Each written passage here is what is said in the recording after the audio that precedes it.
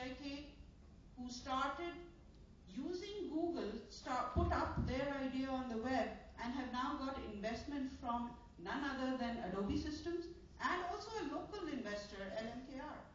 So, I mean, these are stories that make us feel that there is a lot to look forward to. Look at this. I mean, this is just a couple of hours of research which brought all these companies that have come out of Pakistan. And I bet most of you have not heard of them, and they're doing great business. Mulazimat, for instance, two young kids with a dream coming out of fast Karachi set up this job portal using video, and within 3 months were able to raise 2 million rupees. They sold out, and everybody was very upset. You sold too soon, it's a great idea, you could have made a lot of money. What they said is, we are not short on ideas. We needed the cash, and 2 million rupees is going to go a long way for us to implement some of the other things that are on our heads. So these kids have a great future. Look at Amana. Amana is doing a great job in the mobile banking space. Innovate, Paybox. So there are a lot of young companies now looking at the mobile payment space. Yesterday, Furqan Qureshi was mentioning that there's a lot of convergence. IT is not just IT anymore. IT is now merging with media, with telecom to provide solutions that are needed to provide, to make e-government a lot easier, to make the lives of people a lot easier. So these companies are all providing it. Look at this, Mamu in Pakistan, for instance. This is for expatriate Pakistanis who want things done in Pakistan but don't have relatives who are able to do it or friends who are able to do it. So there's a service. So things like this are happening where people are finding a problem and saying, okay, we can find a solution using IT. Then there are the unsung heroes. Companies that have stuck it out through thick and thin. Humayun mentioned Systems Limited. Now, you might wonder, why am I mentioning Systems Limited, the oldest company in Pakistan, amongst the innovators?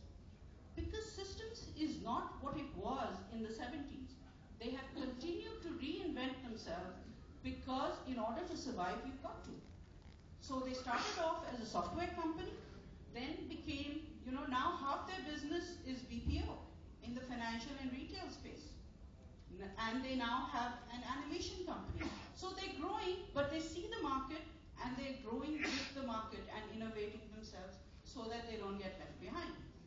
Then there are companies that are working below the radar and doing a lot, and some of us have never heard of them until we sort of run into them along the way.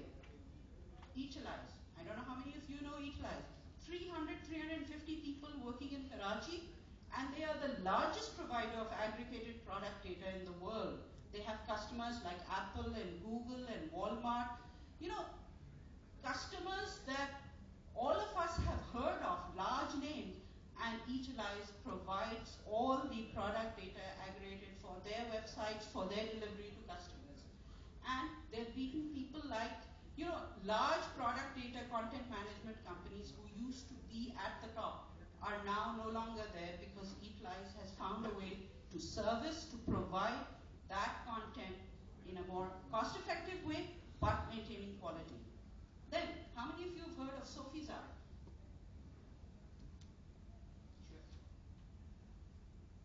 They're making $25 million in revenue, only 19 young people in Lahore.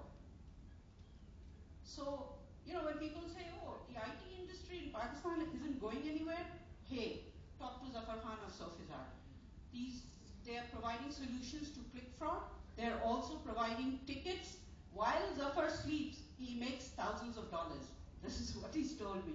So things like that, ideas like that, innovation like that should be encouraged, and we should talk about it. Then we know that idea entrepreneurs are everywhere, all around us. And with that, the ecosystem is developing.